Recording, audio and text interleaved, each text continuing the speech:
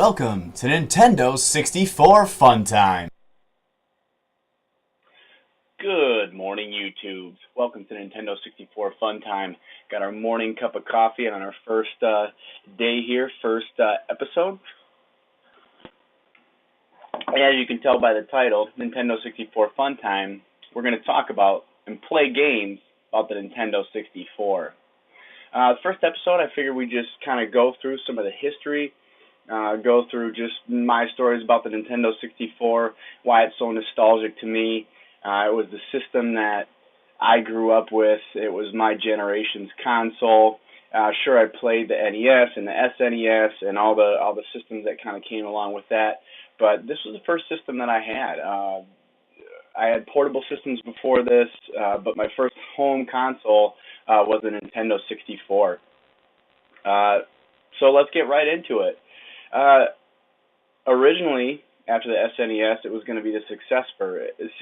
It was codenamed Project Reality, and this thing was just in the news for absolutely forever. It would be in the magazines, anything you could get your hands on with the gaming stuff. You would talk about this Project Reality by Nintendo, the next console.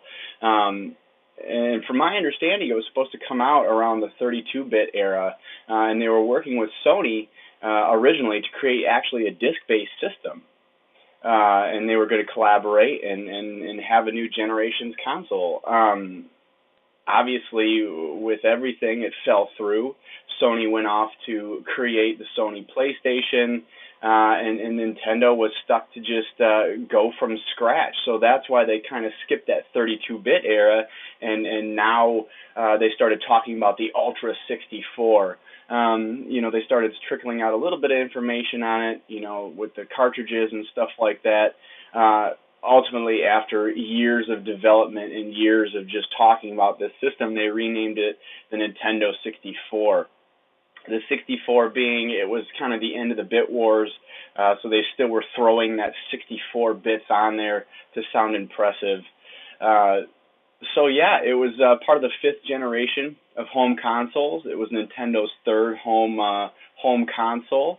It was released in North America September 26, 1996, which was actually 3 days ahead of schedule in a sneaky Nintendo fashion. I don't know if they just threw it out there and released it a few days early just to amp up the hype or get people talking about it. I have no idea why they did that, but as usual, Nintendo just doing their sneaky stuff. The original price was $199.99. Originally, it was going to be quite a bit more than that, but they had to compete with the PlayStation and the Sega Saturn, which were selling for that much around the time. So they actually had to lower the price what they wanted to kind of compete with everything. And believe it or not, the Nintendo 64 only had 2 games released in North America. Actually, for quite a long time, almost a month, it only had 2 games. Those being Super Mario 64, absolutely great game, just set the precedent for the system. And then Pilot Wing 64, again, another great game.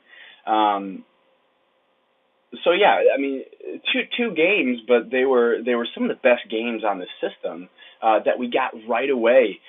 Just really showed what the power was of the system, and really welcoming you to the 64-bit 3D worlds, that were popular. Everything was going to 3D. They were getting out of the 2D.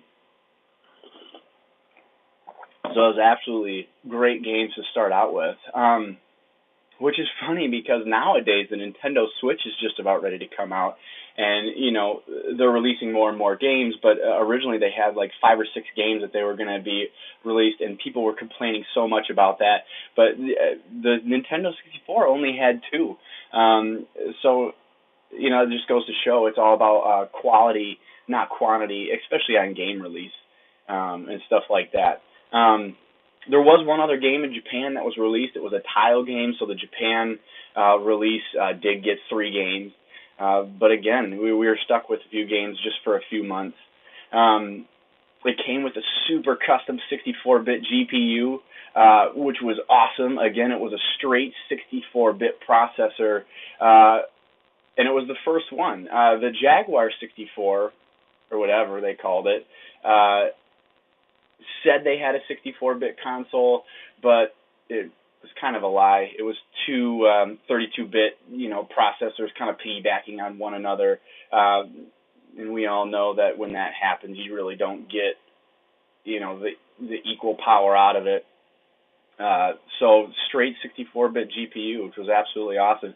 Came with 4 megabytes of RAM, and there was an expandable extra 4 megabytes that came out a little bit later with some of the games, and it was required for some of the games. Why they didn't put this in right away, I have no idea. Probably in Nintendo fashion to just sell more stuff later on. Because the jumper pack that actually came in this slot originally, I have the expandable one here now, but the jumper pack actually was just a pass-through. It had no purpose other than to just complete the circuit, and it didn't do anything. That's exactly what it was. It was a jumper pack. What was great about the Nintendo 64 at the time was they stuck with the cartridges. They stuck with the cartridges for a few reasons. One of the reasons being the games were so much faster. There were no load times. Everything was going to CD based with the PlayStation and the Sega Saturn, but there was no load times. Everything was right there on the disc. It was fast. And in my opinion, it made the games a lot better, especially when you get to the more open world environments like Zelda, Ocarina of Time.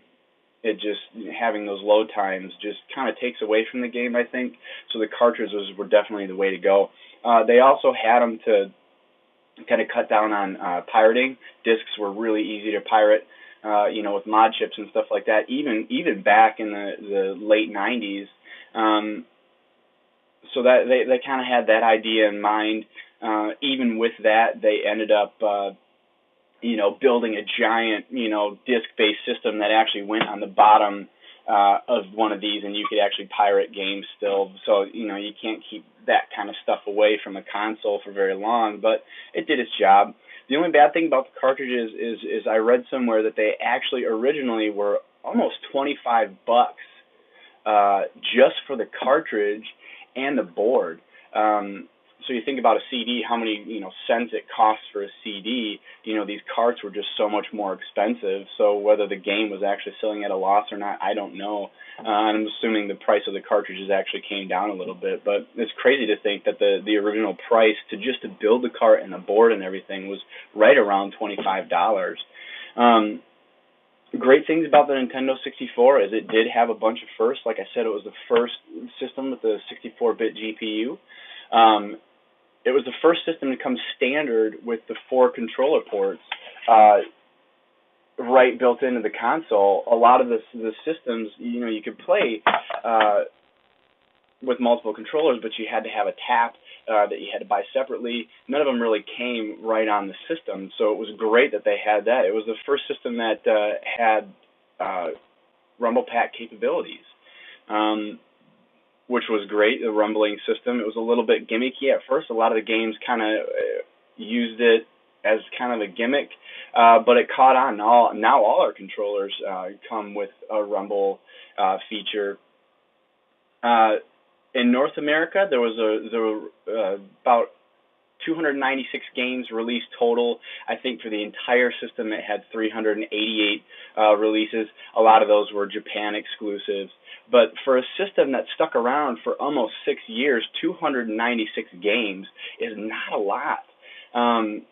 Another reason with the cartridges is it kind of kept out a lot of the third-party riffraff. They wanted to keep the games really good and didn't want just random people kind of making these crummy games for the system, and that's ended up kind of what happening.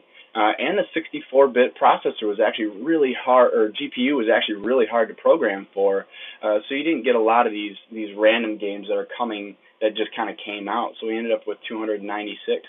The lifespan was from 1996 to 2002. The last game produced for this system in North America was Tony Hawk 3. And like I said, that was in 2002. So 6 years for this bad boy. Most of the games really haven't aged very well. Nintendo kind of getting first in the 3D realm and stuff like that. There were a lot of things that the Nintendo 64 didn't do well, and it kind of got phased out. But some of the games, may not look as well, but they still play amazing. I remember in college, I would bust this out. I would bring this to parties. I would bring my Nintendo 64 pretty much anywhere.